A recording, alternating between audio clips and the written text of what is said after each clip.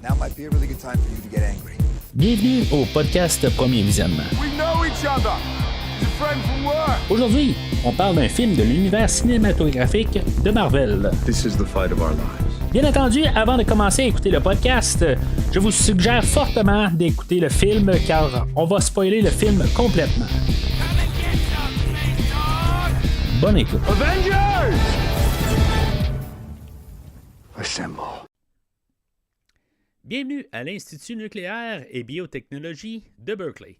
Aujourd'hui, on parle de Hulk, sorti en 2003 et réalisé par Ang Lee, avec Eric Bana, Jennifer Connelly, Sam Elliott, Josh Lucas et Nick Nolte. Je suis Mathieu et je vous le dis tout de suite, vous voulez pas me voir fâché. Alors, bienvenue au podcast. Cette semaine, on en retourne dans une rétrospective que j'ai commencée, je crois, à la fin de l'année passée. Dans le fond, je pense que j'ai dû le mentionner là, quand on a parlé là, de Iron Man de 2008, qu'on allait...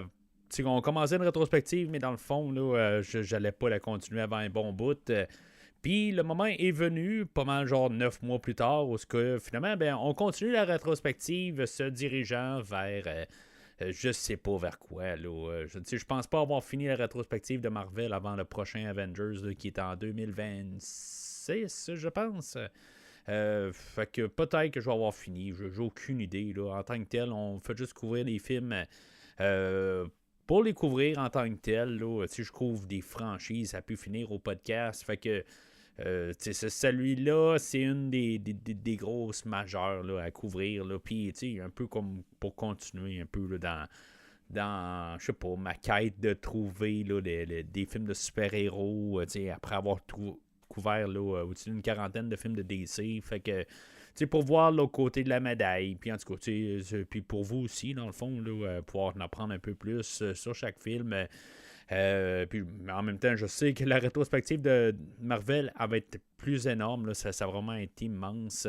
Il y a quasiment déjà ça, là, 40 films là, dans juste le MCU proprement. Fait que comme un film comme aujourd'hui qui n'est pas dans le MCU, on parle plus d'un film à part.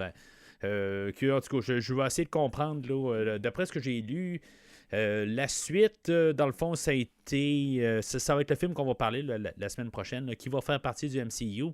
Mais en tout cas, je vais plus m'informer là, avant de trop embarquer des choses. Mais le film d'aujourd'hui, il faut le considérer plus comme un bonus pour embarquer là, dans l'univers là, de Hulk ou The Incredible Hulk. Qui va être l'entrée officielle de Hulk dans le MCU. Mais c'est ça, quelques années avant, on avait un film qui est le retour là, de Hulk après avoir été en 1966, en même temps que Batman, dans le fond. On avait un comic à la télé là, avec Hulk. Plusieurs années plus tard, en 1978, on a une série télé là, qui a marché là, pendant 5 années ou 5 saisons là, avec Bill Bixby et Lou Ferrigno qui a passé à la télé. Puis qu'il y avait eu comme 3 films aussi là, à la suite de ça. Fait que, dans le fond, on avait eu quand même beaucoup de Hulk dans les 40 années là, qui ont précédé le film d'aujourd'hui. Puis, dans le fond, moi, je pensais que ça venait un petit peu plus de nulle part, mais c'est un film là, que... c'est un personnage qui est tout le temps là. Moi, je me rappelle, là, étant jeune, j'avais vu quelques épisodes là, de Hulk à la télé. Je veux dire, j'aimais ça. C'était quand même le fun. Là. Je veux dire, j'essayais pas de le courir. Là, genre, je cherchais pas tous les postes à chaque jour. Je le gardais pas fidèlement. Mais quand je le croisais à la télé, là, j'aimais ça l'écouter. Là. Fait que, je peux pas dire que je n'ai vu 30 épisodes là-dedans. Là. Je n'ai peut-être vu 10 là, à peu près. Là. Mais c'était quelque chose qui était le fun quand même là, que je pouvais écouter. Là. Mais je devais avoir à peu près maximum 5 ans là, que j'ai vu ça. Là. Fait que c'est très, très, très vague là, comme image. Mais j'aimais ça à l'époque. Fait que, d'après ce que je peux comprendre, c'est ça. À la suite là, du troisième film là, qu'il avait fait à la suite de ça, l'acteur là, Bill Bixby qui faisait Bruce Banner, parce que dans le fond, dans cette version-là, on avait, on n'avait pas de CGI, fait qu'on avait un acteur qui faisait Bruce Banner, puis on avait, dans le fond, il s'appelait pas Bruce Banner, il s'appelait David Banner là, dans la série télé. Puis on avait un autre acteur qui faisait l'Incredible Hulk, qui était joué là, par Lou Ferrigno, qui était un gros bras, là, dans le fond, quelqu'un qui faisait de la musculation avec Arnold Schwarzenegger, que moi je connais aussi là, par deux films là, qu'il a fait, là, je pense que c'était pour la Canon, là, des films de Hercule. Mais c'est ça, en tant que tel, là, je connais plus pour ces films-là que pour Hulk, mais en tout cas, on va en parler là, dans pour à peu près 3 secondes là, tantôt. Mais c'est là où on arrive avec le film d'aujourd'hui, dans le fond, à partir là, de 90, où on avait essayé de faire un film là, de Hulk, puis dans le fond, l'acteur est mort, fait que là, on a un peu restructuré ça, puis il y a eu genre une dizaine de scripts là, qui s'est créé. Éventuellement, ben, c'est ça, on forçait quand même pour essayer d'avoir un film, puisqu'on avait eu une série en comique dans les années 60, ça avait marché. Fin 70, 80, ça fonctionnait. Fait que, on a essayé là, d'avoir le prochain palier, ben, c'est de pouvoir avoir une sortie au cinéma. Fait que, c'est ça, on a fait plusieurs scripts, ça marchait pas tout à fait. On a eu plusieurs réalisateurs, dont J.J. Abrams. On a Joe Johnston aussi, là, qui avait fait des films là, comme j'ai couvert au podcast, Jurassic Park 3. Chérie, j'ai réduit les enfants, Rocketeer, en tout cas, il y a une couple d'affaires. Fait que tout ça n'a pas marché quand finalement on est arrivé là, avec le réalisateur là, de Crouching Tiger, Hidden Dragon, quelque chose de même, là, que j'ai pas vu, mais en tout cas, on a le réalisateur là, de ce film-là qui arrive aujourd'hui, qui avait le choix de faire soit Terminator 3 ou le film d'aujourd'hui. Honnêtement, peu importe ce que je vais dire avec le film, mais sachant ça, en tant que tel, qui avait le choix de faire Terminator 3, puis si, mettons, vous reculez là, 6 ans dans les archives du podcast, vous pouvez avoir qu'est-ce que j'ai à penser là, sur Terminator 3, puis je pense pas que mes pensées 6 ans plus tard ont changé beaucoup.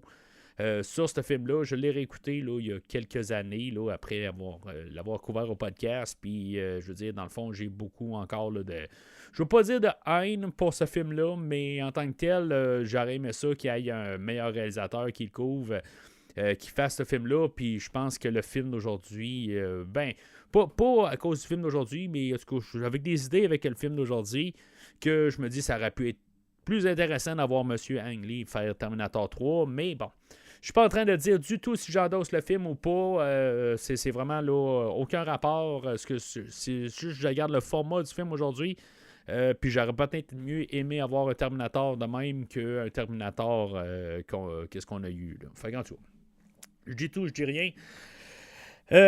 Personnage de Hulk, dans le fond, qui a été créé en 1962 par Stan Lee et son collègue Jack Kirby. Qui, dans le fond, après avoir créé là, les 4 Fantastiques, il cherchait quelqu'un, un autre personnage à créer. Dans le fond, là, c'est comme les hauts temps là, pour Marvel à l'époque. On avait Spider-Man, Iron Man, tout ça, tout ce qui a été créé. Là, ça faisait un bout que Captain America était créé, mais en tout cas, on réussit à sortir là, des super personnages. Puis Stan Lee est arrivé, puis il s'est mis à penser là, à la créature là, de Frankenstein, ou le monstre de Frankenstein. Puis c'est ça qu'on va voir aujourd'hui, dans le fond. Là, c'est drôle parce que, dans le fond, j'ai revu le film, j'ai pris mes notes, tout ça, puis après ça, j'ai comme lu un peu sur le film.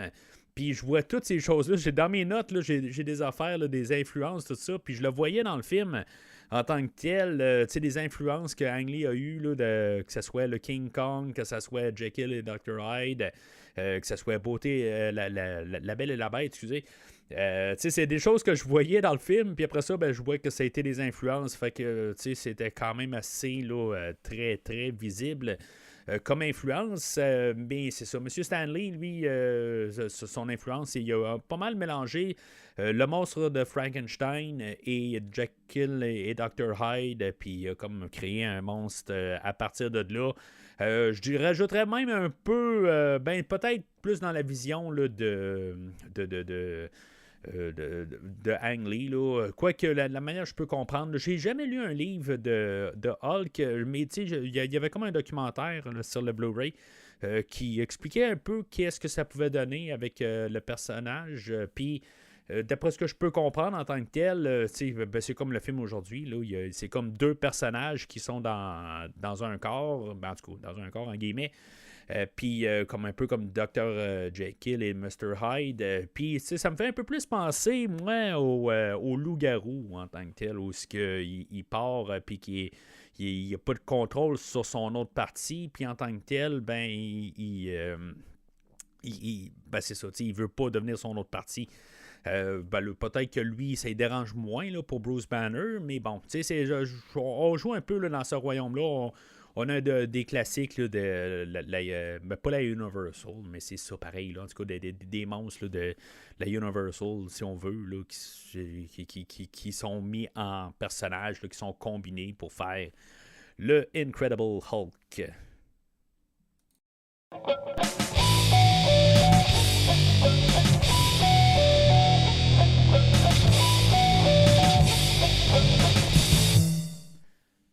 Alors, selon IMDb, voici le synopsis. Bruce Banner, un chercheur en génétique au passé tragique, subit un accident qui le transforme en monstre vert déchaîné lorsqu'il se met en colère. Fait que, dans le fond, là, à part là, parler là, de Dr. Jekyll, Mr. Hyde, Loup-garou ou le monstre de Frankenstein... on va parler, là, on va avoir un film qui va peut-être un petit peu plus psychologique dans le fond, là, un côté là, d'héritage génétique, voulu, pas voulu, accepter le passé, des affaires de même, là. Ça va être pas mal là, la trame de fond là, pour le film aujourd'hui. Puis bien sûr, une question de contrôle, de choses qu'on peut contrôler, pas contrôler, les impulsions, les affaires de même là, qui sont que le personnage là, de Bruce Banner doit faire. Dans le fond, là, il doit essayer de garder son contrôle sur lui-même, puis dans le fond, pour peut-être essayer de garder le contrôle sur son côté extérieur aussi, de qu'est-ce qui se passe alentour, parce que dans le fond, tout bouge alentour de lui, quand dans le fond, il est pas, il est en contrôle de rien en tant que tel, là. Fait que, pas mal ça, dans le fond, là, qu'on va parler aujourd'hui, là.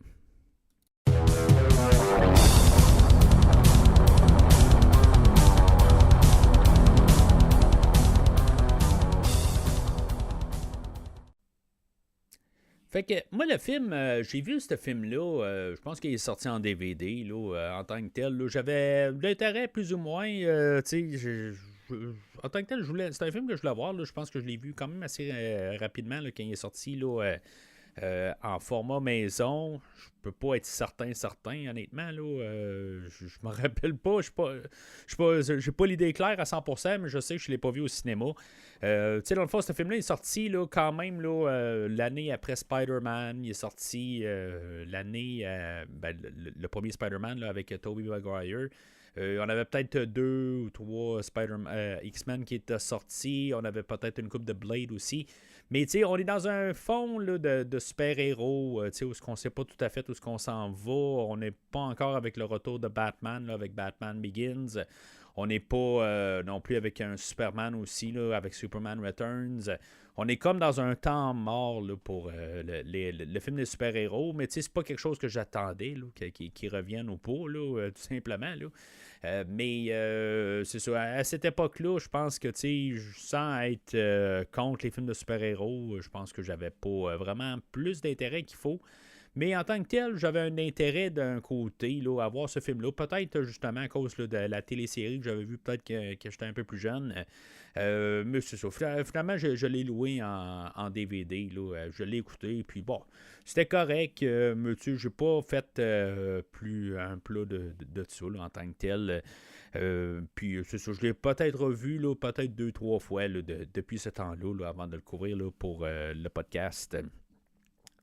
Fait que le film, il commence là, avec le générique directement, où on voit là, toutes sortes là, des molécules, là, puis on voit des notes passées, dans le fond, on voit des expériences où ils vont couper des animaux, vont extraire des affaires, là, ou des créatures de mer, là, comme une étoile de mer qu'on va voir, qu'on va couper, on va prendre des choses dedans. Là. On voit dans le fond les expériences là, à David Banner qui est en train là, d'expérimenter sur la régénération. En tout cas, c'est ce qu'il travaille dessus. Ça va être pas mal la base là, du film. Là. Puis, il y a des tests sur des singes, tout ça. Puis, dans le fond, on voit tout ce qui se passe. Là, ils sont en 1966. C'est ce qu'on voit là. On entend bien sûr là, la musique là, de Danny Elfman, là, que ça devait pas être lui, initialement, là, qui fasse la musique. Là, on avait un Michael Dana, que j'ai absolument aucune idée, là, c'est qui cet auteur-là. Qui a fait la trame sonore pour Life of Pi ou Pi, là, j'ai aucune idée. Là. J'ai vu, je sais que ce film-là existe, mais je ne l'ai jamais vu. Puis, tu sais, sa trame sonore, Danny Elfman, généralement, toujours un fan là, de sa trame sonore. C'est sûr que le film d'aujourd'hui, ça va être contradictoire un peu, qu'est-ce que je vais dire, c'est que, tu sais, je pas là, du côté que j'aime pas sa trame sonore. Dans le son qu'il fait, ça va aller bien avec le film en tant que tel, mais pour un film de Hulk, disant que c'est une grosse créature, je dis pas que je voudrais quelque chose là, de plus heavy metal, mais je voudrais quelque chose de plus... Monsieur Elfman, quelques années avant, à peu près un peu moins de 15 ans avant, il avait fait la trame sonore là, de Batman.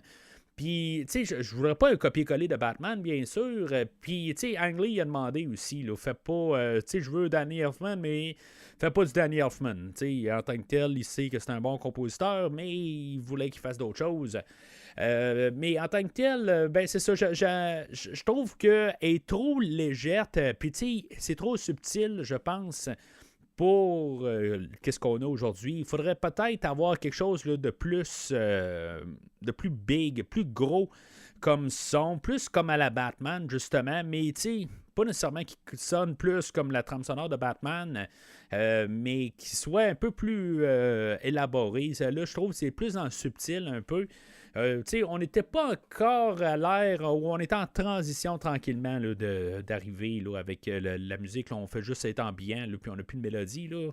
Ce qui était un fléau là, à partir là, de 2000, pas mal ces années-là, peut-être une année après, là, dans le temps là, du premier Bourne. Là, en tout cas, c'était comme après ça, là, la mélodie là, dans une trame sonore, ça n'existait plus là, pour au moins 5-6 ans. Là, fait que on est comme un petit peu peut-être dans le début de ça, mais il y a toujours une mélodie qui revient souvent, là, mais c'est ça, à quelque part, là, ça faudrait peut-être qu'elle soit, ça soit plus grandiose. Là. C'est ça que j'aurais peut-être plus aimé là, comme trame sonore, mais pour qu'est-ce qu'il va faire avec son film, M. Lee, c'est ça. On va y essayer d'aller plus là, dans le subtil, le psychologique là, de M. Banner. Mais en tant que tel, ben, c'est ça. Je pense que ça aurait bénéficié là, quand même, côté musical, là, d'avoir quelque chose là, de plus, je ne veux pas dire triomphant, mais plus grandiose, là, je pense. Fait que c'est ça, on voit là, que David Banner il fait ses recherches, puis on a un jeune Ross aussi, là, le général là-dedans, que dans le fond, on voit qu'ils ne s'entendent pas, parce qu'en bout de ligne, ben, Banner, lui, il n'est pas en train de faire là, des expériences là, pas légales, là, mais je veux dire, dans le fond, là, il n'est pas supposé là, d'utiliser là, des cobayes humains, parce que là, c'est lui-même son cobaye, dans le fond. Fait que, tu sais, lui, dans le fond, il veut avoir des résultats, il s'essaie sur lui-même, et finalement, ben, tu sais, sa femme, elle annonce qu'elle est enceinte, fait que finalement, ben, tu sais, on a l'idée que, dans le fond, peut-être là, sa génétique a été transmise là, à son enfant, puis c'est ce qu'il va comprendre éventuellement quand il va avoir son enfant, puis qu'il va jouer avec, puis tout d'un coup, ben, ses jambes vont changer un peu de couleur. Je sais pas s'il y a la contradiction là-dedans, parce qu'en bout de ligne, quand on voit Bruce un peu plus tard, ben, il change pas vraiment de couleur. Il y a des fois, il y a les yeux un peu là, qui vont devenir un peu verts, mais sinon, c'est pas... en tout cas, c'est un côté visuel là, pour nous dire que ça a été transmis. Puis que David Banner, il le sait. Je vais noter aussi là, tout le visuel de ce film-là en tant que tel, là, sans parler là, les effets spéciaux. Là, je vais revenir à ça plus tard, mais le côté visuel, essayer de faire des panneaux. Des fois, on va avoir comme genre 5 images qui sont collées encore un peu partout. Des fois, on va avoir en tout cas, on va avoir toutes sortes d'affaires là, du côté visuel. Je pense que en tant que tel, c'est très intéressant qu'est-ce qu'on fait. On essaie de vraiment apporter un côté BD à l'écran. Est-ce que ça va marcher pour quelqu'un qui était en train d'écouter le film puis qui était toujours en train d'avoir trop d'informations en même temps? C'est là que je pense que ça colle pas tout le temps. Je pense que des fois, on essaye trop. On est très ambitieux en tant que tel. C'est vraiment intéressant. C'est vraiment le fun en tant que tel, qu'on joue avec ça. C'est juste que c'est ça. C'est trop... des fois, là, il y a trop d'affaires qui se passent. On essaye de trop en faire, peut-être. Mais c'est pas fatal en tant que tel. Je trouve que ça donne un look très distinct au film. Fait que on va voir aussi là, plus tard, on va voir celle qui a sa mère, tout ça. Le personnage de Bruce, il y a peut-être un peu une transition. Là, on va bien le comprendre un peu plus tard. Là, qu'en bout de ligne, il a l'air d'être obsédé par son travail, mais en même temps, ben, c'est ça. Il veut quand même. On voit qu'il y a quand même un peu d'amour quand même avec son enfant, mais en même temps, il est en train là, d'extraire là, son ADN pour voir des tests, des affaires de même. Fait que il joue un peu sur deux côtés là, avec son enfant. Puis finalement, il y a une tragédie à quelque part qu'on ne verra pas, puis que dans le fond, là, ça va prendre jusqu'à la toute fin du film là, pour comprendre exactement ce qui s'est passé là, avec tout ça. Mais dans le fond, ça va apporter là, des cauchemars là, au jeune Bruce, éventuellement, qu'il va avoir perdu ses parents. Qu'on va lui dire que ses parents sont morts, tout ça. Dans le fond, on va voir qu'il n'est pas... il est pas triste de tout ça, puis en tant que tel, là, je veux dire, c'est quelque chose qu'il va enterrer, il va avoir refoulé cette mémoire-là. Fait que c'est là qu'on va avoir l'introduction là, de Eric Bana qui fait là, notre Bruce Banner aujourd'hui. Qui est joué là. Que lui, dans le fond, l'acteur, il avait joué genre dans Troy avec Brad Pitt, puis c'est à peu près ça, là, dans le fond. Là, il avait joué là, dans plusieurs petits rôles avant. Mais ce que Ang Lee voulait, là, dans le fond, puisque c'est une franchise, on a besoin juste plus du nom de la franchise là, plutôt que des noms. Fait que d'avoir une nouvelle tête, là, c'était le bienvenu. Dans le fond, là, on savait qu'elle n'allait pas coûter cher. Puis si maintenant on avait une franchise, on pouvait ramener l'acteur sans trop de problèmes. Puis que ça n'allait pas coûter les yeux de la tête éventuellement. Mais c'est ça, c'était un choix. Pour M. Bana en tant que tel, dans le film aujourd'hui, je trouve que c'est pas un mauvais acteur en tant que tel. Je sais pas s'il est pas trop doux. Je veux dire, je comprends qu'ils veulent peut-être essayer là, de contraster avec le Hulk. Puis ça, c'est correct en tant que tel, mais je pense que le problème, M. Bana, en tant que tel, lui, c'était genre une saveur du moment, quelque part. Là. Je veux dire qu'il y a eu peut-être un boom là, qui est sorti avec le temps de ce film-là. Mais en tant que tel, là, c'est comme son étoile, c'est pas mal là, disparu assez rapide. Là. Je veux dire, en tant que tel, là, c'est un nom que je connais là, aussi, mais je vais en reparler éventuellement, que je vais parler là, de Star Trek 2009. Mais c'est en tant que tel, j'ai pas vu ben beaucoup là, de ses œuvres. Là, mais c'est un acteur qui est encore là, qui travaille encore aujourd'hui. Une fois de temps en temps, je le vois apparaître sur une pochette, mais sur aucun film là, qui m'intéresse vraiment. Mais c'est ça. Honnêtement, il me laisse vraiment là, sans vraiment d'opinion là, distincte là, sur son interprétation. Sinon qu'il manque peut-être un peu là, de présence d'écran. Là. C'est pas nécessairement méchant en tant que tel. Je veux dire, s'il faut contraster avec le Hulk, c'est peut-être correct, mais on a besoin de quand même quelqu'un pour soutenir le film. On a besoin de quelqu'un qui est capable de sortir de son Bruce Wayne, qui est capable de faire Batman en même temps. C'est un peu ça. C'est de jouer un peu avec les deux personnages, les deux façades qu'on va connaître. Puis, je trouve que la partie là, Bruce Banner, est trop éclipsée par l'autre. Fait que c'est peut-être ça que je vais pouvoir dire là, en tant que tel. Pas que c'est nécessairement un mauvais choix qui est mauvais comme acteur. J'ai pas de problème du tout en tant qu'acteur. C'est vraiment là, juste le côté que sa présence il est trop timide en tant que tel, là. C'est sûr que ça va peut-être avec l'écriture du personnage aussi, mais c'est ça. À quelque part aussi, c'est au réalisateur aussi là, de faire sortir là, les valeurs pour que ça sorte bien au total. Fait que en même temps, ben c'est ça, on voit qu'il est toujours hanté là, par des cauchemars, puis dans le fond, là, les cauchemars du passé, mais ça va bien pareil dans sa vie là, en tant que tel. Là, il a réussi à se placer là, dans une usine de recherche, tout ça, que étrangement, ben, il est dans la même branche que son père était là, plusieurs années avant. L'histoire se répète peut-être, puis là, ben, c'est aussi ça qu'on a. Oui, on a un caméo là, de Stanley et de Lou Ferrigno, dans le fond, là, qui eux autres sortent de la bâtisse où que Bruce travaille.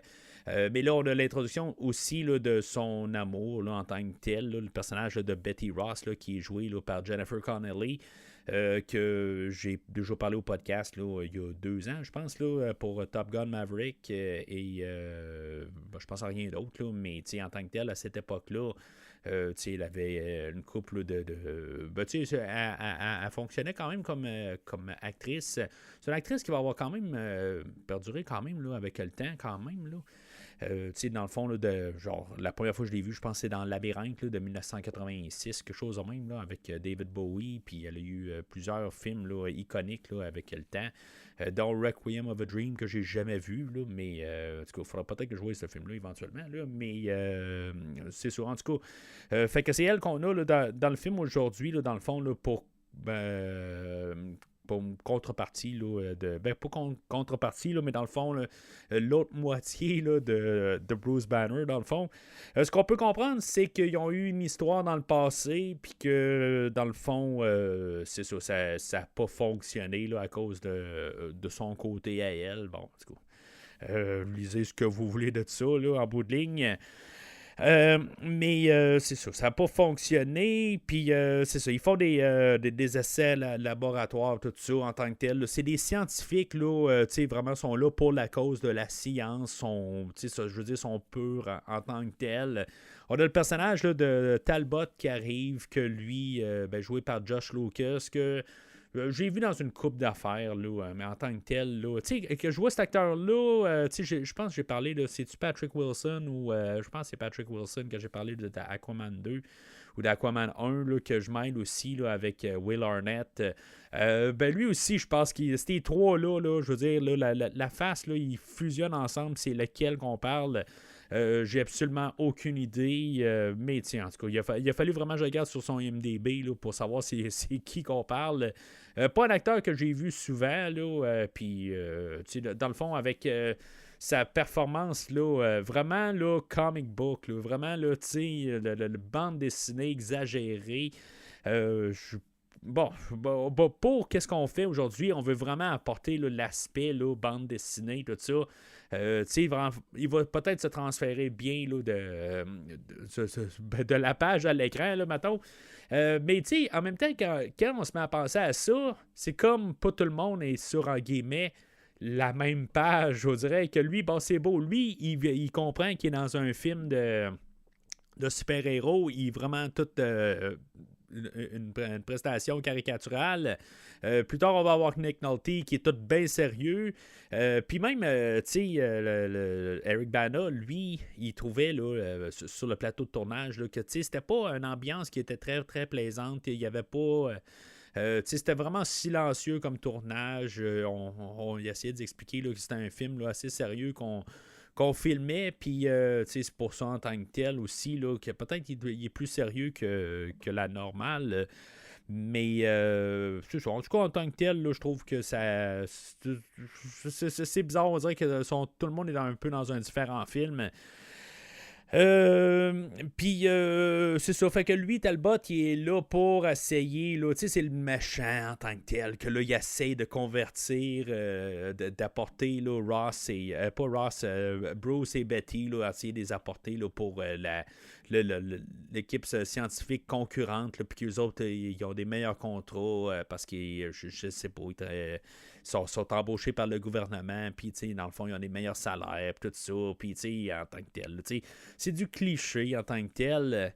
Puis, ce que je vais remarquer dans toutes ces scènes-là, dans le fond, on a l'introduction de Talbot, qui est dans le fond, qui est introduit là, quand qui va rencontrer Betty. Puis après ça, plus tard, on va retrouver là, comme quasiment la même scène avec où il est dans le bureau à Betty. Puis après ça, Bruce arrive, puis elle dit bon, ben, t'as-tu rencontré Talbot? Puis Talbot, ben, tu sais, il va y répondre non, je n'ai pas du tout d'intérêt à le connaître, tout ça. Mais, tu sais, je comprends pas de côté écriture parce que, tu sais, dans le fond, ça va prendre quasiment une demi-heure avant qu'il se passe quelque chose dans le film. Pas que je trouve le temps long, c'est que je trouve qu'on est en train là, d'étirer la sauce pour nous embarquer dans cet univers-là. En tant que tel, j'ai jamais vraiment de problème à embarquer dans un univers, mais là, je trouve qu'il y a des scènes qui sont de trop.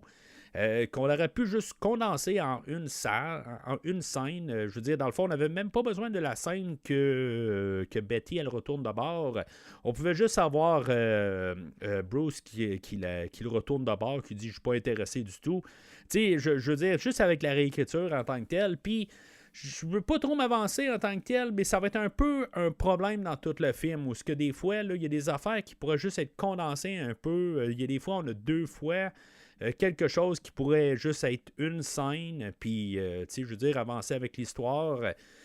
Puis c'est un gros problème majeur dans la première demi-heure du film, là, jusqu'à temps là, que, finalement, il se passe quelque chose là, avec toutes les expériences scientifiques qu'ils font.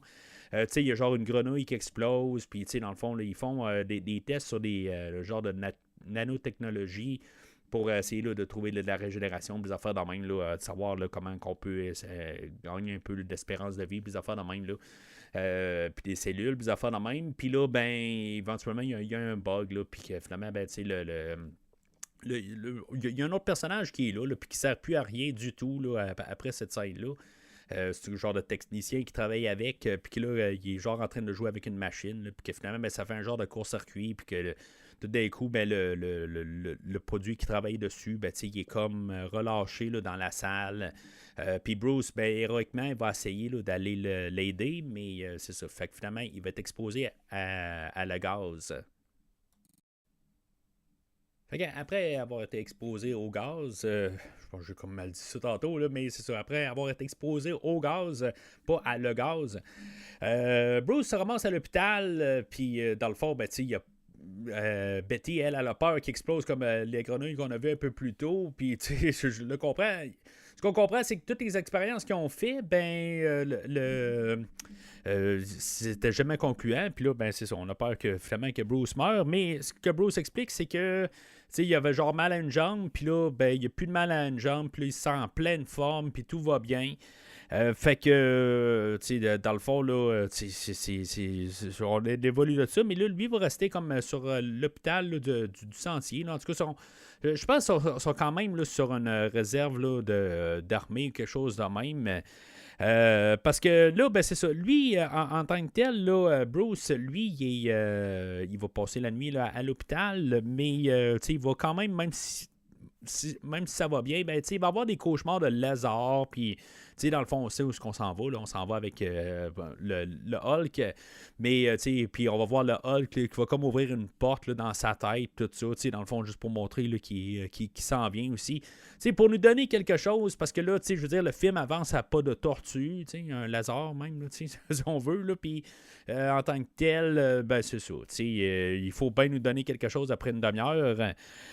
Mais c'est ça, le personnage là, de David qui va avoir vieilli, dans le fond, là, qui est son père, qui va lui dire là, que dans le fond, là, qui a été menti toute sa vie, qu'en bout de ligne, là, c'est pas Bruce Kessler qui s'appelle, il s'appelle Bruce Banner.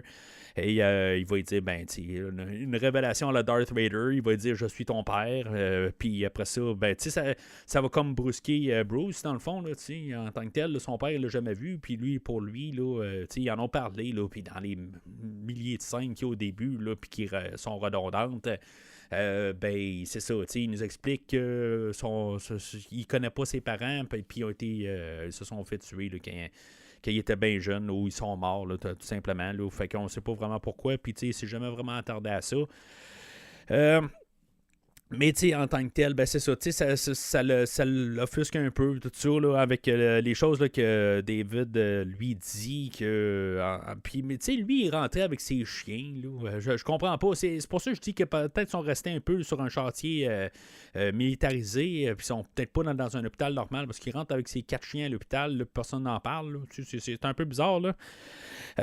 Mais si on faut qu'on sache qu'il y a des chiens, tout ça, pour quelques scènes plus loin, là, quand il va les faire transformer. Mais c'est ça, tu sais, en tant que tel, là, il est en train là, de comme expliquer un peu là, comment que. Ben, il dit pas tout en tant que tel, là, que c'est une expérience d'affaires de même, là, mais tu sais, en tout cas, qui se pointe, tout ça. En tout cas, ça trouble beaucoup là, le personnage là, de Bruce Banner. Puis, tu sais, dans le fond, il se met à rechercher un peu là, des affaires là, qu'il a dit là, à propos des recherches, des affaires de même. Quand il était plus jeune. Là. Dans le fond, le personnage là, de David, là, il a été enfermé là, pendant toutes ces années-là, puis finalement, ben, là, il est ressorti. Il y avait comme une ouverture à l'endroit où il travaillait, où il pouvait travailler comme concierge, puis là, ben, dans le fond, il s'est infiltré de même.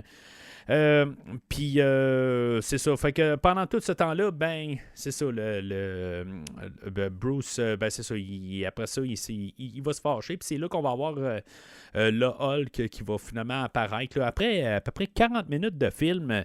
Tu sais, c'est pas nécessairement un problème. Là. Je veux dire, je pense dans Batman Begins, là, ça prend 1 heure avant de voir Batman. C'est pas ça nécessairement là, que ça peut être long. C'est juste qu'en tant que tel, dans peut-être les 40 premières minutes, il y a à peu près 20 minutes qu'on aurait pu couper. Là. C'est plus ça. Là. Je comprends que ça aurait peut-être été un peu plus vite, là, mais je trouve qu'à quelque part, là, il y a vraiment trop là, de ralenti. C'est trop ralenti à quelque part. Là. Mais là, tout d'un coup, on met la pédale dans le fond. Là. C'est plus ça. Là. Tout d'un coup, on dirait que, oups, on essaie là, d'aller corriger. Puis tout d'un coup, on fait apparaître le Hulk. Le Hulk, qu'au départ, Stanley l'avait colorié vert. Puis finalement, ben, avec les impressions en tant que tel, le Hulk, il n'était pas capable d'avoir tout le temps un gris constant. Fait qu'à force de l'imprimer en gris, ben, il s'est dit, ben, regarde, je vais régler le problème, je vais le changer de couleur, puis je vais le mettre vert. Il n'y avait aucun autre héros qui avait la couleur vert, ben, qui était en vert plutôt, là, puis il s'est dit, bon, ben, on va le mettre vert. Tout simplement, là, par déduction, là, on cherchait quelque chose d'unique, puis on a trouvé le vert. En tant que tel, ben le Hulk, c'est ça, on le montre un peu, mais pas trop aussi. Là, ben c'est là qu'on voit un peu là, le côté Frankenstein, il va se sauver, il veut juste être libéré un peu. Puis, en tout cas, ça rappelle beaucoup là, l'histoire là, de Frankenstein, là, ou le film là, de 1933, si je ne me trompe pas, là, c'est peut-être 35 en tout cas, de ces années-là. Là. Mais dans le fond, qui est libéré, mais qui est un peu gauche. Mais en même temps, ben, c'est ça. Il est comme tout le temps fâché aussi. Là, il est prêt à. Ben, là, il avait relu sur le laboratoire. Puis finalement, ben, il n'est pas trop sûr tous les résultats. Fait que il veut comme tout détruire. Fait que finalement, il va tout détruire le laboratoire.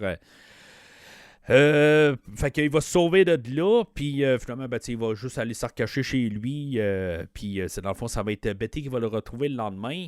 Pendant ce temps-là, ben, c'est ça, elle a essayé là, de les rencontrer son père, puis c'est ça, dans le fond, on voit là, son père, là, le commandeur Ross ou quelque chose de même, là, j'ai pas pris là, je pense que c'est le général qui est joué là, par Sam Elliott. Honnêtement, c'est un personnage qui est assez intéressant. C'est pas nécessairement. Je pense que c'est un bon. Une bonne personne en tant que telle, mais qui est comme lié par le travail, mais qui est trop lié par le travail. Un petit peu comme que dans le fond, on a David Banner, qui est pas mal similaire, qui est trop lié par le travail aussi. C'est juste qu'ils sont pas à la même place en tant que tel, qui ont juste peut-être le côté là, du devoir, qu'est-ce qui doit être fait, le côté moral des choses, que lui, il va garder ça à la lettre, mais David Banner, ben, lui, il était prêt là, à essayer là, vraiment plus, là, que lui est viré dans la folie un peu. Mais on a sensiblement le même personnage là, de notre côté. Puis, tu sais, dans le fond, avec sa relation avec sa fille, c'est là que ça devient comme un peu tout... tu sais, c'est comme le côté de pouvoir séparer le père, puis le travail, puis tout ça. Tu sais, ça fait intéressant. En tant que tel, ça fait que c'est pas un personnage là, qui carton, mais tu sais, c'est juste parce qu'on a mis là, l'affaire qu'il y a sa fille au travers de tout ça, là, dans l'équation de tout ça, là, que ça fait intéressant. J'ai quand même hâte là, de tout voir là, l'évolution de ce personnage-là là, dans toutes les moutures qu'on va avoir de la semaine prochaine, puis dans le fond, là, qui va avoir été recasté là, dans le nouveau film là, par Harrison Ford. Je sais pas exactement si on va revoir là, cette version-là là, dans le multiverse, quelque chose en même, là, mais en tout cas, on verra bien hein, quelque part. Là. Ça fait un peu des raisons aussi pourquoi que je couvre aussi tous les autres films. Là. On sait jamais que... Ben, pas tous les autres films, là, j'ai pas couvert là, les 3 films là, de Bill Bixby, là. Mais des fois là, qu'on se ramasse dans le multiverse, quelque chose en même, là, mais bon. Fait que Betty, elle va trouver là, Bruce chez lui. Qui a toute faim, puis dans le fond, il va il dire là, que son père est venu le voir, puis finalement, pendant qu'il est tout en train un peu d'y expliquer ça, finalement, le général Ross va se pointer pour arrêter Bruce. Betty, elle va aller enquêter un peu là-dessus. Elle va aller trouver David qui est chez lui. Puis là, c'est ça. Il va expliquer un peu là, que, en tant que tel, là, il y a un peu... tu sais qu'elle connaît pas Bruce en bout de ligne, là, puis qu'il y a quelque chose en lui, puis que finalement, dans le fond, là, il parle en gros, mais c'est ça, quelque part, elle n'a pas dit à son père où trouver David, fait que c'est son père que lui veut savoir où ce qu'il est, là, en tant que tel, tu sais, c'est comme, ils l'ont libéré, mais eux autres, c'est l'armée qui peuvent tout savoir en tant que tel, mais ils savent pas où ce que David est.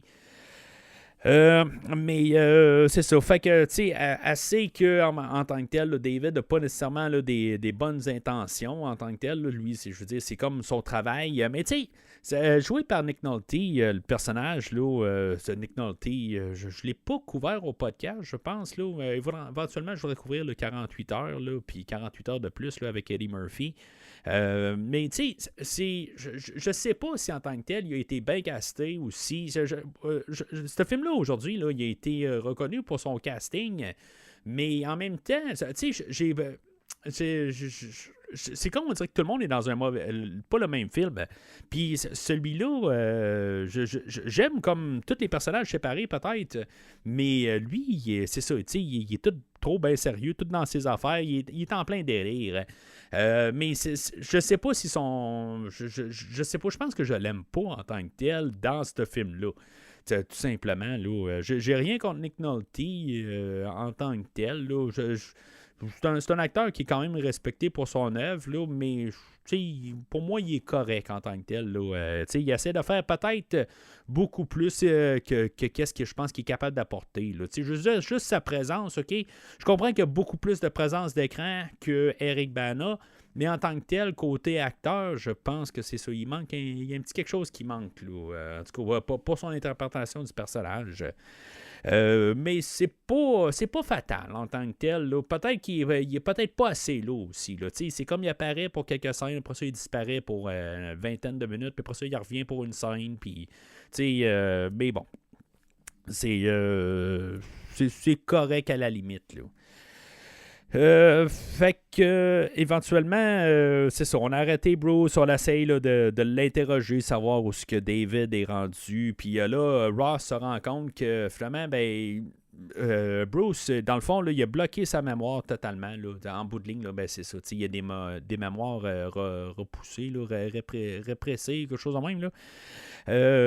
Mais c'est ça. À quelque part, là, c'est comme là le côté, là, lui, Ross, quand il était jeune, il a vu, il sait qu'est-ce que David a fait là, à sa femme, tout ça, puis que dans le fond, tout ça, les expériences qu'il a concoctées, puis que étrangement, son garçon, il fait la même affaire en quelque part. Là, comme pour lui, là, l'histoire se répète, puis il va faire encore des affaires là, tout croche, puis dans le fond, sa fille pourrait être impliquée aussi. Fait que c'est ça qui a peur en tant que tel qui arrive.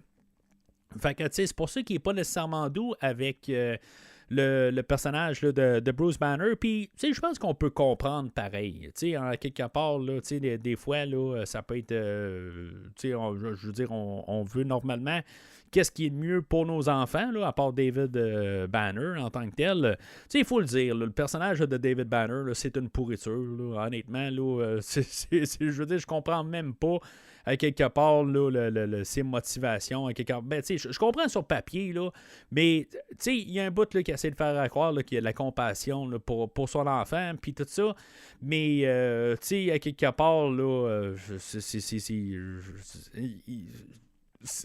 il est insensé rendu un bout. Là, en tout cas, dans mon livre à moi, là, c'est sûr qu'on est tous différents, là, mais dans mon livre à moi, là, Banner, là, David, là, il est quasiment là, irréel à quelque part. Mais l'autre côté, c'est ça. Il est fou. Là, à quelque part, là, il a perdu un peu là, il a perdu le nord là, en tant que tel.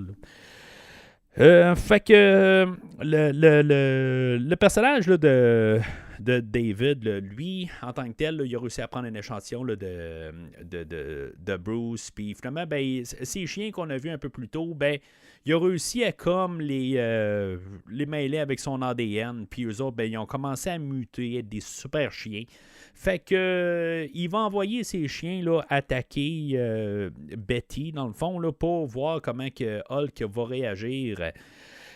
Puis c'est ça, dans le fond, il n'a pas vraiment d'intérêt envers Bruce. Ben, c'est ça l'affaire, est-ce que c'est son côté de se protéger comme père, peut-être, je sais pas en tant que tel, là. C'est un enfoiré, je vais le dire, quelque part, là, je veux dire, il s'en fout un peu. Lui, dans le fond, c'est sa création qu'il veut avoir. Mais dans le script, c'est ça. Je veux dire, il parle de sa femme, puis tout ça. Puis en tant que tel, on voit qu'il y a quand même qu'il a l'air d'avoir un attachement à son garçon, mais en bout de ligne, il s'en fout.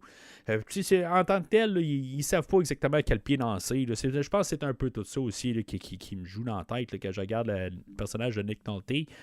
Puis que finalement, il veut juste Hulk, puis c'est ça. Dans le fond, il va envoyer, là, je parlais là, d'un film là, de Stephen King la semaine passée avec Christine. Ben là, c'est ça. Dans le fond, on a un peu un remake à la super-héros là, de Cujo, là, où Betty, elle va être dans son auto, puis elle va avoir 4 chiens là, alentour là, de sa voiture.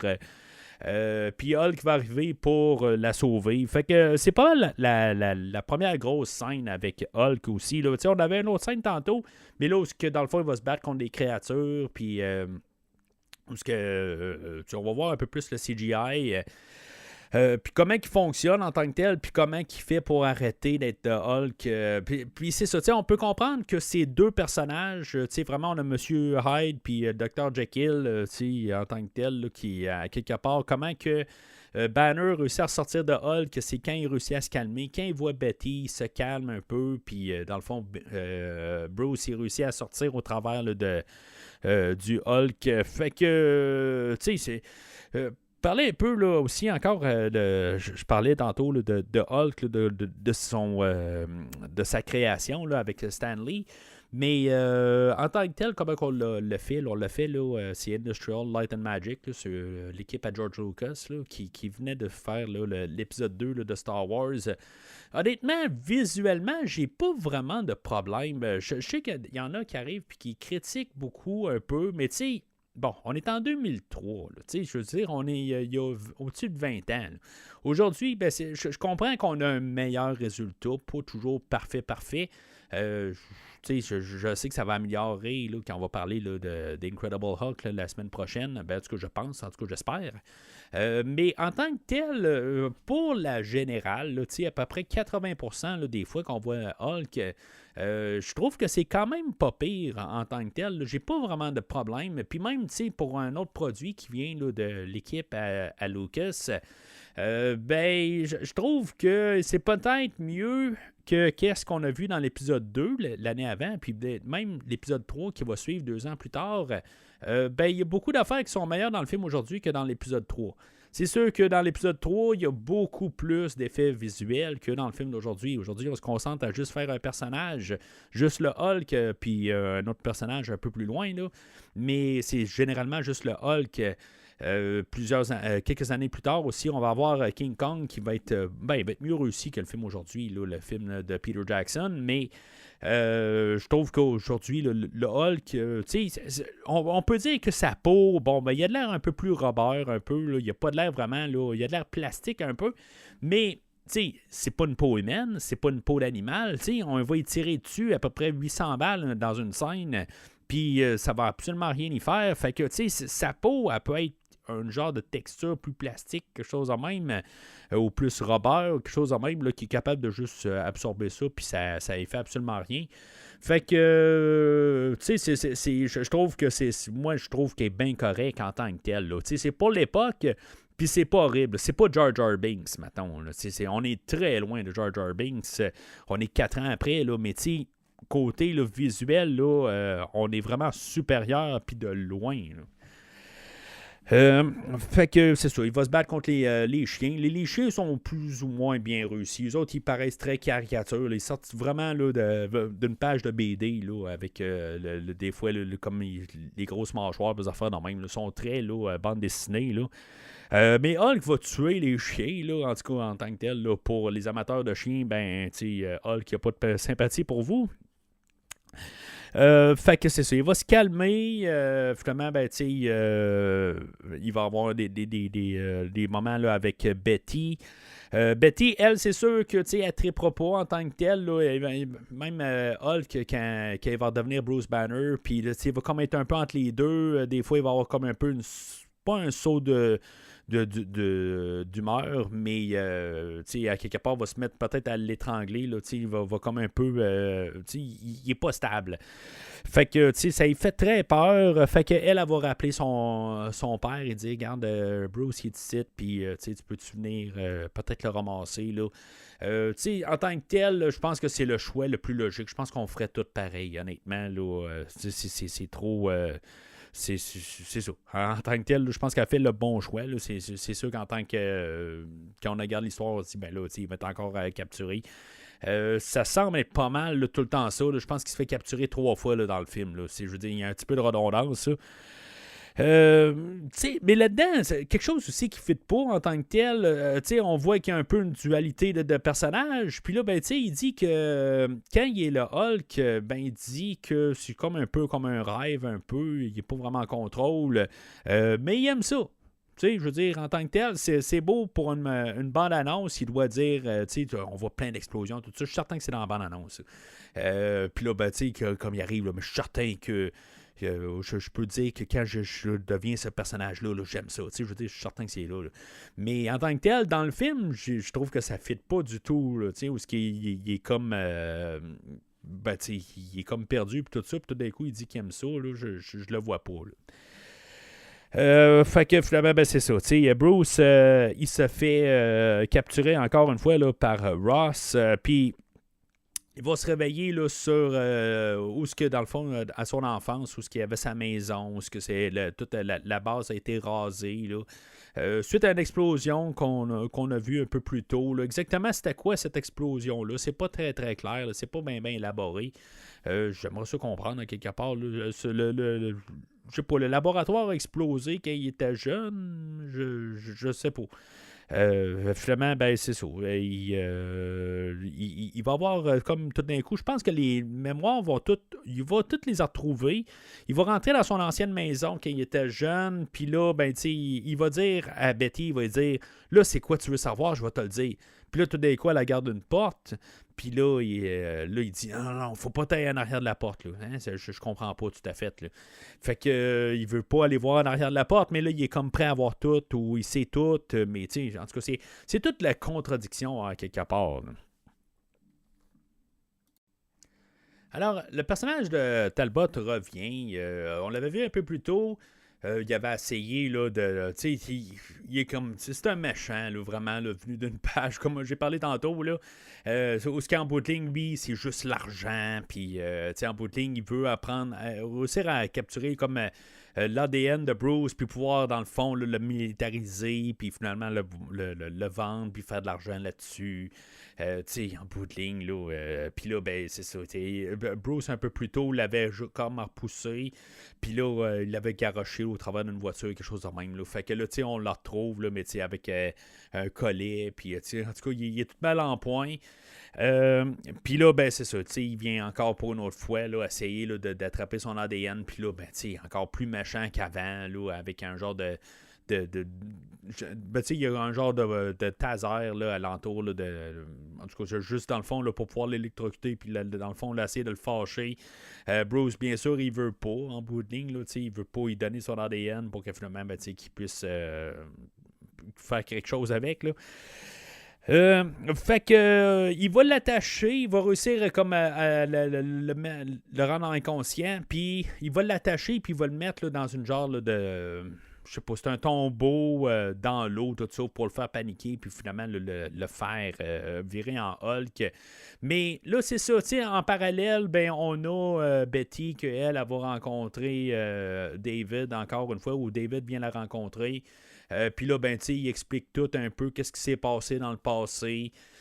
Puis là, c'est ça, dans le fond, c'est comme si Bruce, il se rappelle tout de ça en même temps. Puis là, tu sais, c'est comme on a ça en parallèle. Puis finalement, ben, il va ressortir le Hulk qui va sortir. C'est pas mal la grosse séquence. Là. Ça doit durer à peu près 20 minutes là, où il y a tout du carnage de Hulk. C'est ça que je pense qu'on attendait là, depuis le début du film, là, que Hulk il parte, puis dans le fond, qu'il fasse du carnage un peu partout. Ils vont bien faire attention là, pour nous dire là, qu'il n'y a absolument personne qui se fait tuer là, par le Hulk, je veux dire, peu importe là, que ce soit des tanks qui vont lancer, que ce soit des hélicoptères qui vont frapper, que ce soit n'importe quoi, là, c'est toujours le monde sont sains et saufs. Tu sais, dans le fond, là, ça va prendre encore 15 ans après ça, où que des fois on va se poser la question, là, je pense que c'est dans Man of Steel ou quelque chose de même, où que des fois là, on va être là comme, oh mon Dieu, il y a du monde qui sont morts ou quelque chose de même. Tu sais, dans le fond, là, ben, c'est 10 ans plus tard, là. Puis que dans le fond, à chaque film, là, on va vraiment refaire encore là, qu'est-ce qu'on fait dans le film aujourd'hui, là, où est-ce qu'on va vraiment dire, ah ben non, on peut aller là parce qu'il n'y a personne, puis il n'y aura pas de mort, tout ça, là, mais on l'a fait déjà en 2003, puis je trouve ça drôle dans le fond. Fait que, tu sais, je trouve qu'il y a des bonnes scènes là-dedans où on voit Hulk en train de sauter un peu partout là, dans le désert, où dans le fond, il fait des petits sauts, puis plus ça avance, ben il fait des grands sauts, là, un petit peu comme Superman, là, quelque part, là, où au début, là, il faisait juste faire des sauts, puis éventuellement, il s'est mis à voler. Là. Hulk va pas voler, mais il va faire des immenses sauts, là, puis il va parcourir un bon bout là, du globe. Il va se ramasser éventuellement à San Francisco sur le Golden Gate Bridge. Il y a un bout là-dedans où, dans le fond, il y a un hélicoptère qui va y lancer un missile. J'adore ce plan-là, où il va prendre le missile, puis il va carrément croquer dessus, puis il va lancer là, juste l'explosif là, sur l'hélicoptère. Encore là, on va voir que le monde sont sains et saufs. Hulk qui va éventuellement sauter sur un jet, puis il va monter en atmosphère. On va voir qu'il va avoir de la misère à partir de là. C'est sûr qu'il va, il va comme manquer d'oxygène, tout ça. Il y a une bonne scène là-dedans, dans le fond, quand il devient inconscient, il devient comme un peu entre les deux. Puis, il y a comme une scène où on voit Eric Bana d'un bord en train là, de comme essuyer un miroir qui est en face de lui, tout embué. Puis il y a Hulk l'autre bord. Puis, tu sais, en tout cas, je trouve que c'est une belle scène à quelque part. Là, tu sais, toutes les mises en scène, j'ai absolument rien à dire contre ça. Là, dans tout le film, là. Puis toutes les idées visuelles qu'on voit, j'ai pas de problème. Là. Il y a des affaires, là, en tout cas, j'ai mentionné un peu, là, des fois, il y a comme un peu des affaires là, qui dans le script là, qui était un peu ma problématique, là, surtout là, dans la première demi-heure. Là. Mais tu sais, la cadence a quand même pris. Là, je veux dire, on a commencé à avancer un peu. J'ai l'impression que le réalisateur, il dit pas à tout le monde là, la même affaire. Quelqu'un, il dit « Hey, on est dans un film de comique. » L'autre, je veux dire, tu es en train de jouer là, dans le prochain, je sais pas, le prochain parrain, quelque chose de même. Là, on est dans un film là, qu'il faut prendre au sérieux comme tout. C'est comme on dirait que personne n'a la même idée. Là. Fait que... c'est ça, mais tout ça là, en tant que tel, là, toute la grosse séquence de 20 minutes là, où on voit le Hulk là, en plein jour, c'est sûr que ça paraît un petit peu plus en plein jour, le côté là, visuel, là, que c'était fait à l'informatique, des affaires de même. ça paraît, mais honnêtement, là, ça me dérange pas tant que ça. J'ai vu pire, honnêtement, là, puis plus récent, j'ai vu pire. Que comme rendu en tant que tel, on voit que des fois, il n'est pas tout à fait là, mais c'est pas si pire que ça. En tant que tel, là, je trouve que pour 2003, là, c'est quand même... c'est bien réussi en tant que tel, là, pour ce que c'est.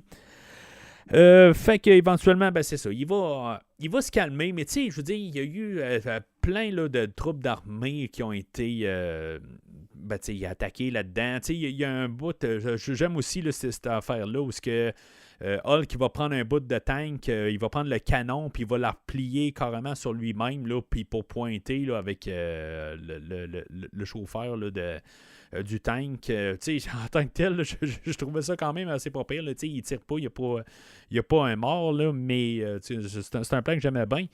Mais pourquoi est-ce qu'une fois que Banner il redevient lui-même puis que le Hulk qu'on voit carrément fondre, le rendu est quand même assez pas pire aussi, là, comme toute la transformation, on le voit comme tout rétrécir, tout ça, je trouve que c'est quand même assez bien fait.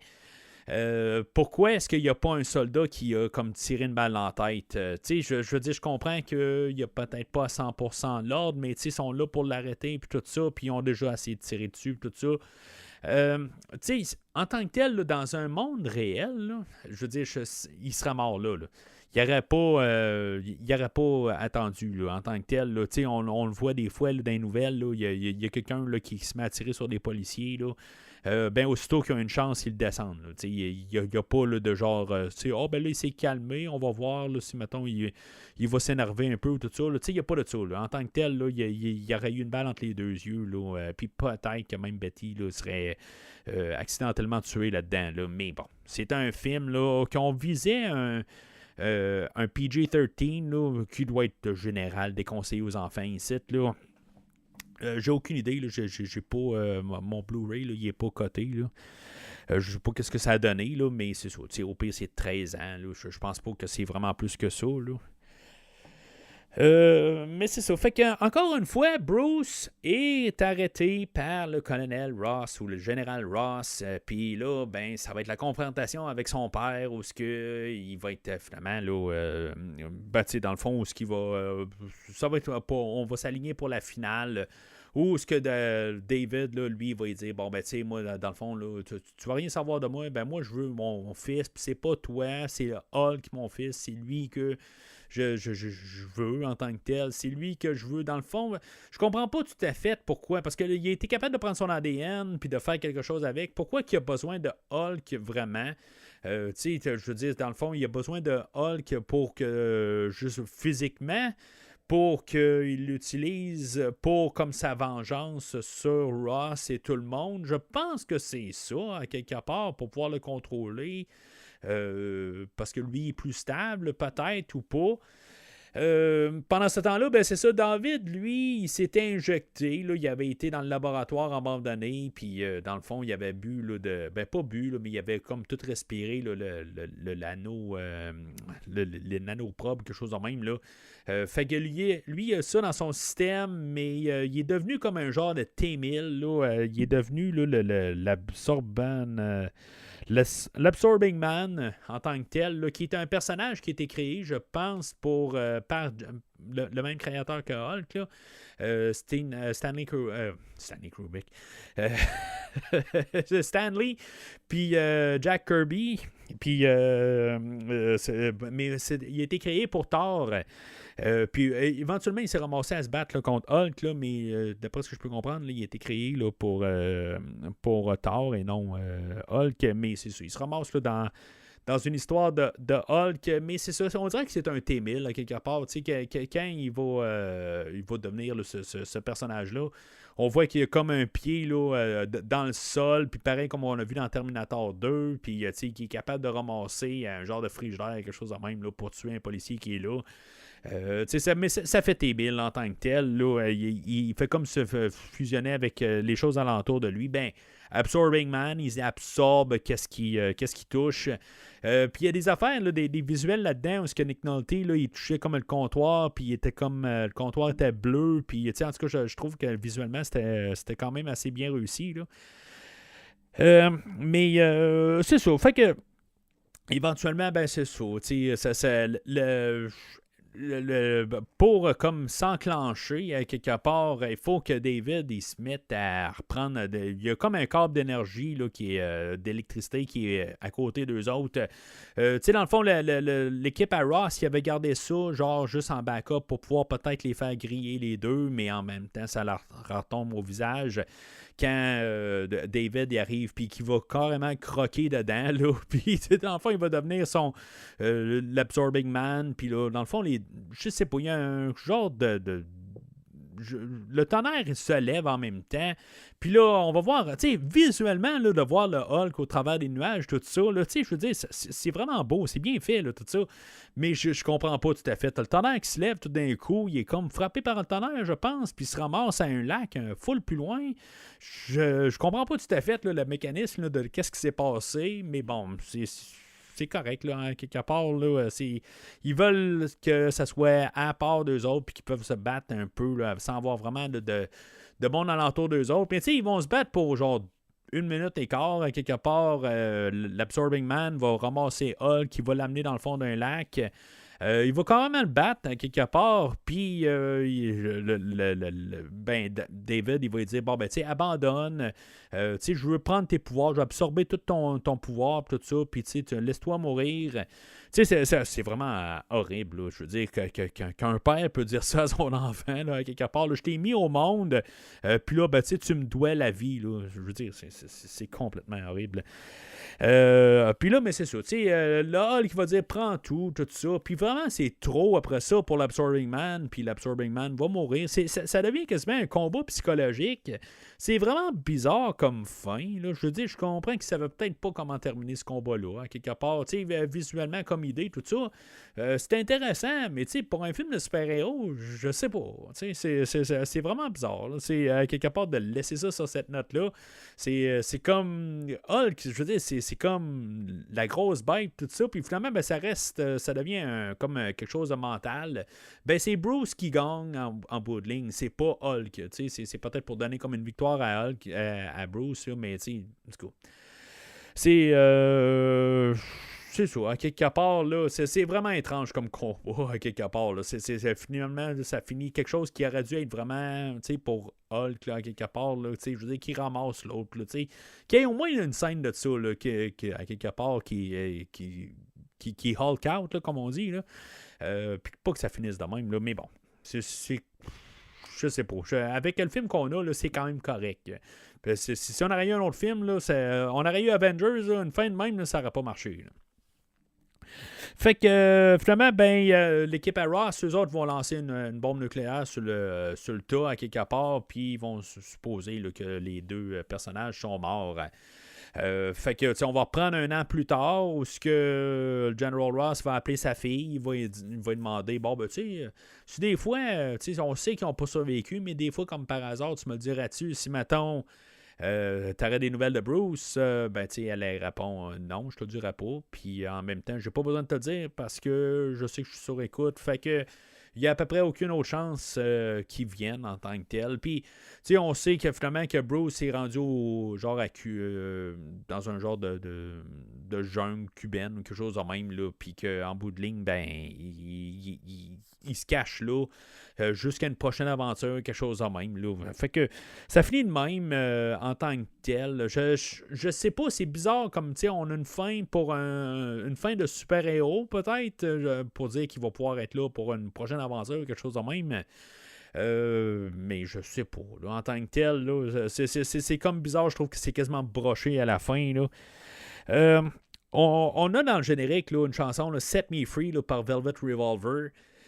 Qui était comme un nouveau Guns N' Roses. On n'avait pas eu de chanson là, de Guns N' Roses là, depuis 1999 là, dans la trame sonore là, de End of Days. Ben, j'étais un grand fan de Guns N' Roses. Là, fait que je suivais ça en tant que tel, là, savoir une nouvelle tune de presque toute Guns N' Roses, à part le chanteur, là, dans le fond, là, c'était le chanteur là, de Stone Temple Pilots. Là, je me rappelle pas de son nom, Scott Weiland, qui, dans le fond, à l'époque, le pire, c'est que la tune, je l'ai pas vraiment aimée, là, puis je veux dire, je l'ai réécouté dernièrement, puis quand j'ai vu Guns N' Roses l'été passé, là, il a joué cette chanson-là, là, c'est quand même le fun, puis en tant que tel, là, je trouve ça... ben, c'est ça. En tant que tel, la chanson est correcte. Mais pour quelqu'un qui attendait du Guns N' Roses, ben, c'est le fun qu'on a une tonne qui sonne du Guns N' Roses pour terminer là, le film d'aujourd'hui. Mais en tant que tel, ben, c'est ça. Je trouve que ça ne fit quasiment pas avec le film qu'on a aujourd'hui parce que avec la trame sonore là, de Danny Elfman, ben, je sais pas, ça ne fit pas avec, avec le film, pas du tout. Là. Si on aurait eu un film plus à la Avengers, peut-être. Là.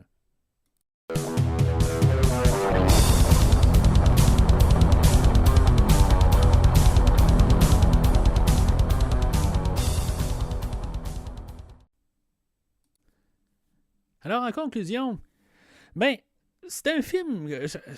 Honnêtement, la première demi-heure, là, elle met le ton pour tout le film.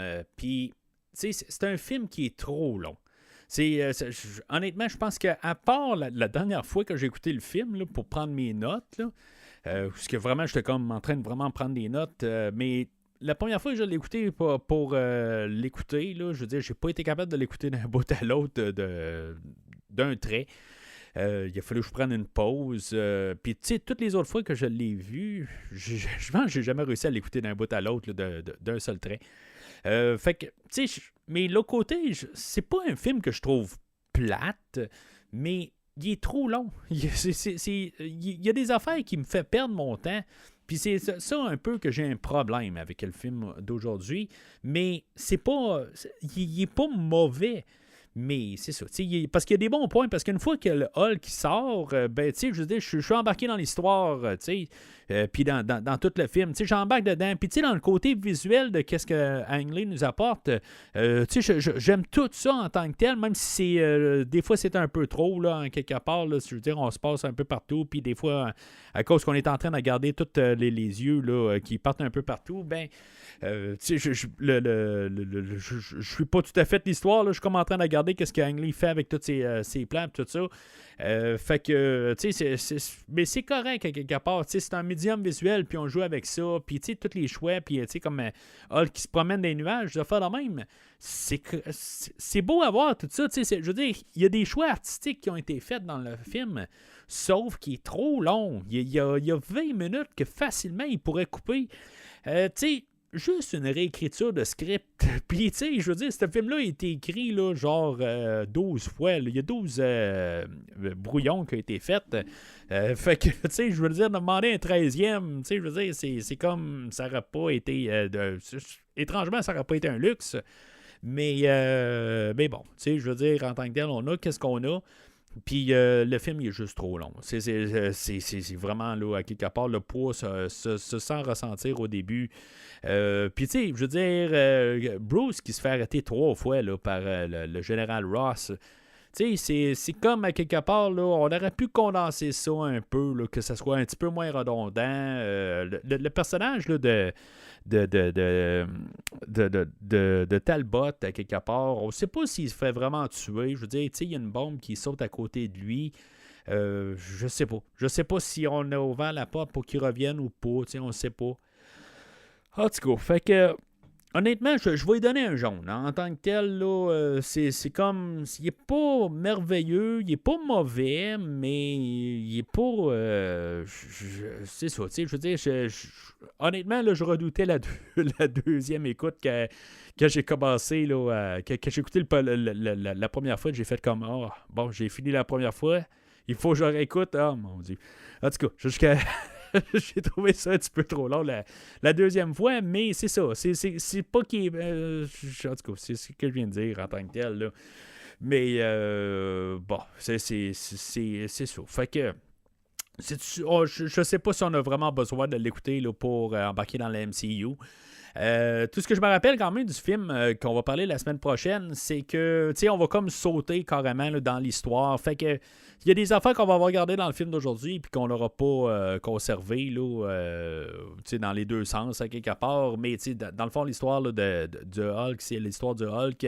Mais ce ne sera pas le même Hulk qu'on va parler là, la semaine prochaine. Fait que c'est ça. Je sais qu'on verra pas toute la création de Hulk. Là. Fait que on va l'avoir passé aujourd'hui. Mais on va avoir un autre Hulk là, la semaine prochaine. Fait que en tout cas, je vais lire un peu. Excusez-moi, sur le film la semaine prochaine, voir si, mettons, parce que ce que je peux comprendre, c'est que quand même, il avait été développé pour être le deuxième Hulk la semaine, ce qu'on va parler la prochaine fois, mais c'est ça, après ça, le MCU va s'en mêler quelque part, mais je sais pas cette histoire-là, je vais en parler la semaine prochaine. Fait que c'est pas mal tout pour aujourd'hui. Semaine prochaine, on parle de Hulk. Dans 2 semaines, on parle de Joker, Folie à 2.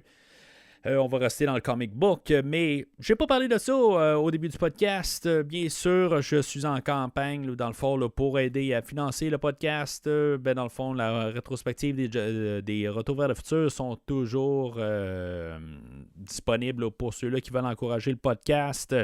Dans le fond, le 1er janvier, dans le fond, je ferme cette affaire-là. Fait que vous n'aurez pas du tout là, tout ce que... C'est vraiment 3 podcasts parce que je me suis vraiment dédié. J'ai écouté un livre là-dessus. Il y a beaucoup d'anecdotes, tout ça.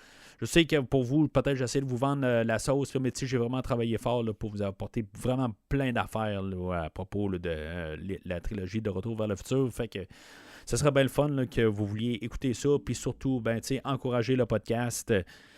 Mais sinon, c'est ça. Vous pouvez laisser vos commentaires sur le film d'aujourd'hui. Qu'est-ce que vous en pensez en tant que tel? Est-tu meilleur que le film de la semaine prochaine en tant que tel? J'ai aucune idée. Moi, de mémoire, j'aimais mieux le film d'aujourd'hui, mais peut-être que je vais l'aimer mieux la semaine prochaine. J'ai aucune idée. C'est ce qu'on va parler là, dans le fond. On va en faire une conclusion finale la semaine prochaine quand on va parler là, de The Incredible Hulk. 2e film du MCU. Alors, d'ici le prochain épisode, Avengers, assemblez-vous.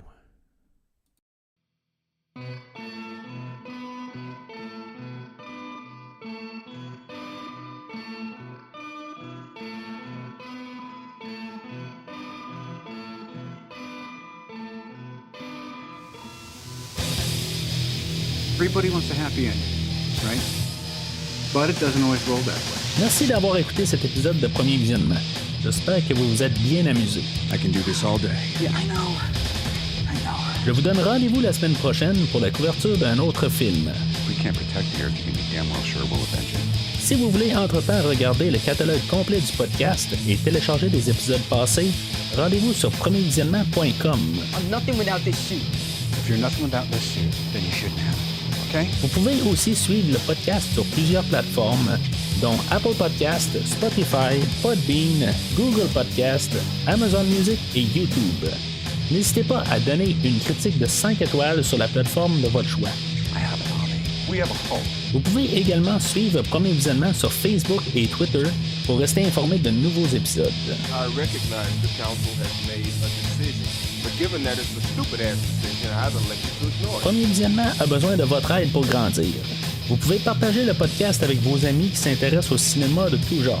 Truth is, I am Iron Man. Le podcast a également besoin de votre support monétaire pour continuer. Avec un don de 10$ pour un ou 25$ pour 3 films non franchisés disponibles sur Netflix ou n'importe quel support nécessitant pas un achat, le podcast s'engage à couvrir votre choix dans les 3 mois pour vous remercier de votre don. Sit down. Final warning. En espérant vous voir au prochain épisode. There was an idea called the Avengers Edition. The idea was to bring together a group of remarkable people, see if they could become something more. See if they could work together when we needed them to fight the battles that we never could.